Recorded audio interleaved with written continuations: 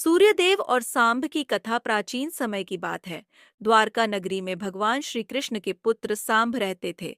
सांब अत्यंत सुंदर और वीर थे, परंतु उनके स्वभाव में अहंकार भी था। एक दिन उनके अहंकार के कारण उनके जीवन में एक बड़ी विपदा आई। सांब ने मजाक में ऋषियों का अपमान कर दिया।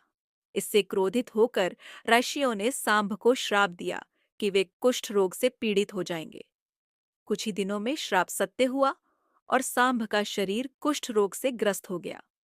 शरीर में असहनीय पीड़ा होने लगी और कोई उपाय काम नहीं आया। सांब ने अपने पिता श्री कृष्ण से मदद मांगी।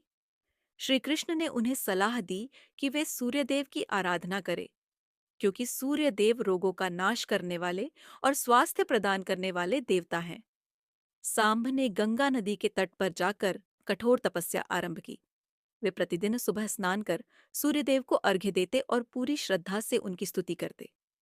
कई वर्षों तक सांब की यह तपस्या चलती रही। उनकी आराधना से प्रसन्न होकर सूर्यदेव प्रकट हुए। सूर्यदेव ने सांब से कहा, हे वत्स, तुम्हारी तपस्या से मैं प्रसन्न हूं। तुम्हारा रोग समाप्त हो जाएगा। आगे से यह ध्यान रखना कि अहंकार मनुष्य के लिए सबसे बड़ा शत्रु है।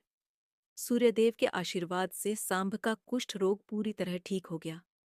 इसके बाद सांब ने द्वारका लौटकर एक सूर्य मंदिर का निर्माण कराया, जिसे सांब सूर्य मंदिर कहा गया। यह मंदिर आज भी सूर्य देव की महिमा का प्रतीक है। पाठ।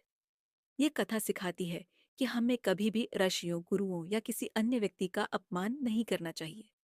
साथ ही अहंकार से बचते हुए ईश्वर की भक्ति करनी चाहिए। सूर्यदेव की आराधना से स्वास्थ्य और ऊर्जा की प्राप्ति होती है।